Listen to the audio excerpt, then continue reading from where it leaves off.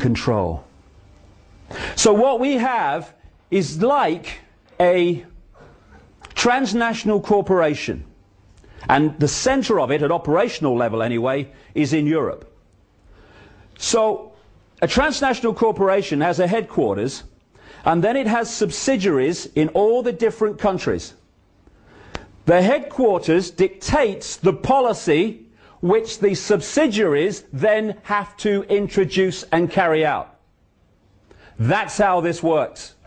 And that's how they are able to introduce the same changes, the same Orwellian transformation in countries all over the world at the same time. Because these subsidiary networks of secret societies and semi-secret groups and other groups that interface between that and the public society, their role is to get control of their country's political system, economic system, media ownership system, and therefore move that country in line with the centrally dictated agenda. Now, this is what I wanted to talk about at this election. Not just, although it's important, DNA databases and surveillance cameras. That is one important, yes, but it's an expression of this agenda. It's not it. And if we get caught in that, then we're never going to stop the jackboots in dark suits from completing their agenda. And that's what it is, to enslave humanity globally in ways that I'll come to. So this network operates the secret agenda and then finds the excuses within the movie, our daily experience, to justify the agenda being introduced. And what they do, therefore, is manipulate both sides in the various situations they want to manipulate. Why? They want, symbolically, to know the outcome of the football match before the kickoff. They're not interested in states of flux and uncallable situations. They want to know what the score's going to be before the teams have left the dressing room. Now, if you control one side, you are going to influence the football match. You're not going to control the outcome. To control the outcome, you have to control both sides.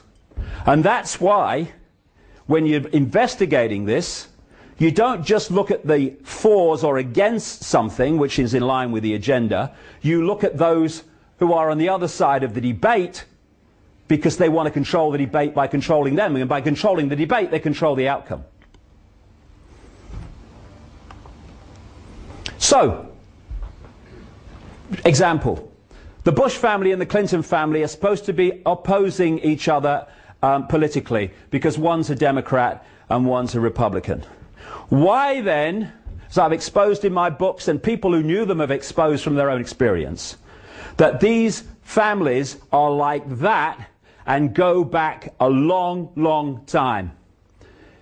During the Reagan-Father Bush administration, the Bush family and the Clinton family, Clinton was then governor of Arkansas, were running drugs, a massive operation, through somewhere called the Mena airstrip in Arkansas, which was part of the Iran-Contra thing. They go back a very long way. From 1980, when Reagan-Bush came in and Father Bush was the real president in terms of power, right through to now, in 2008, a Bush or a Clinton has been in the presidency.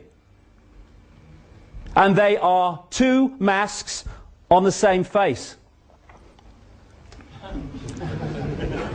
The president is a puppet controlled by the forces that put him there, that funded him there with the cuckoo amounts of money they give.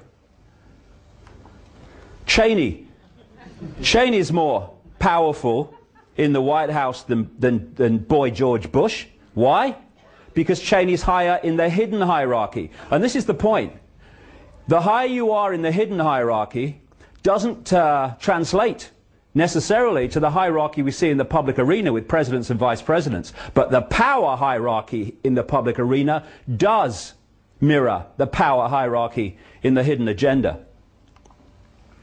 This man has been president. This man's been running America. Our enemies are innovative and resourceful, and so are we. They never stop thinking about new ways to harm our country and our people, and neither do we.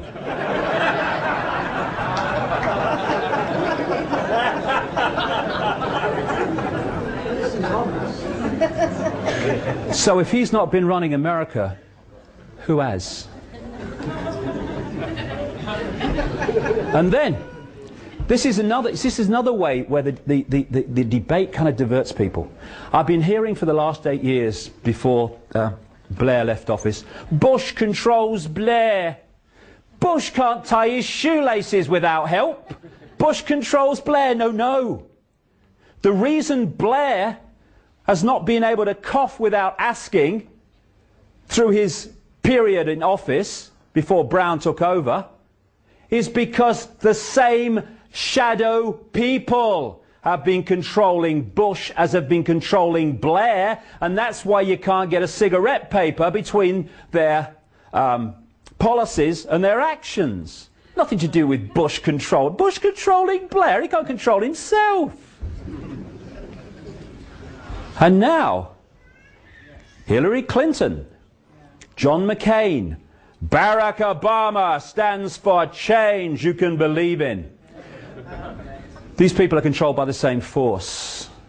Interesting, you know, when Clinton came in, Bill Clinton in, what, 92, he kept talking all the way through his election campaign. Change, I stand for change. He's going on, Obama. Change, I stand for change. Why?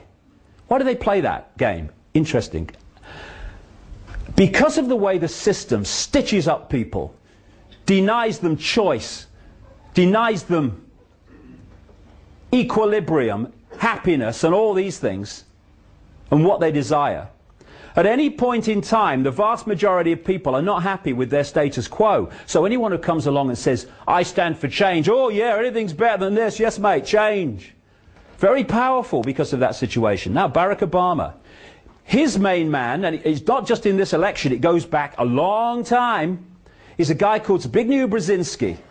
Brzezinski was the national security advisor in the Carter administration, and he went public in the last year, 18 months or so, admitting that he, in that position, worked to manipulate the Soviet Union to invade Afghanistan because he wanted to weaken the superpower, and in his words to the effect of, I wanted to create for them their Vietnam. It didn't matter that he did that, except that that invasion cost 1 million Afghan lives. It matters nothing to these people.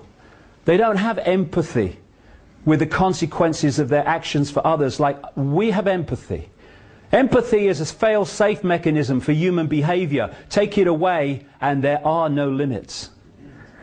And as a result of that invasion, he and those that followed him in the Reagan-Bush administration and British military organizations too, trained tens of thousands of people in Pakistan, where the intelligence agency, the ISI, is the CIA Pakistan branch, to fight the invasion and resist it, to cause the Russians as much problem